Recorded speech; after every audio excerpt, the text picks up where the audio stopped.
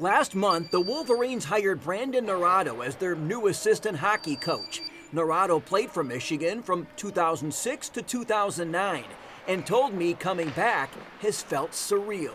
I think you can dream about it, and I thought a lot about it, and that's always been the goal. It kind of came out of nowhere in a positive way, and just looking to take advantage of the opportunity. I coached him, so I knew Brandon on a personal level. You want someone you can trust. You want someone who's going to make your program better. You want someone who's going to help your players develop in all facets. Naurato has built his reputation on player skill development. Pearson says he started following Brandon closely about 4 years ago.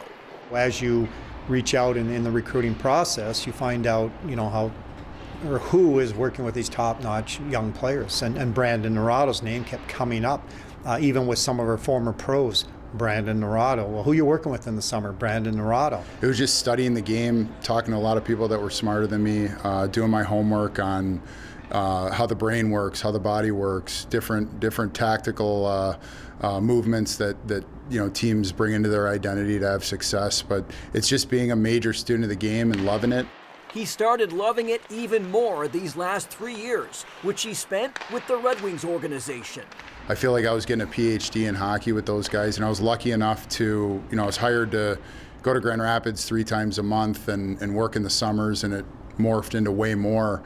But they were welcoming to a guy that just wanted to be around. And then hopefully earning their trust to help out in different areas with home games and home practices. Pearson has been in the college game for 4 decades. He says when he was looking for an assistant coach, he wanted to find a guy who would think outside the box and stretch his imagination. That's exactly what he found in Naurato.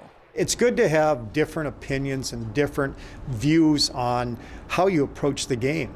I think you have to continue to push the envelope, and that's why I said he thinks outside the box, but he's also not afraid to push the envelope, and that's what you want on your staff. People are going to challenge you. You might not always agree all the time, but we're always looking to get better and finding ways that will make us better as a team.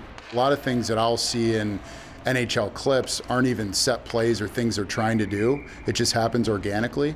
And then you take those things and see trends in the game through analytics or video, and then you break it down. You're like, well, what if we taught this? What if we got our guys to play this way? With limited ice time allowed beginning this week, Brandon is off and rolling and is eager for the promise of the upcoming season.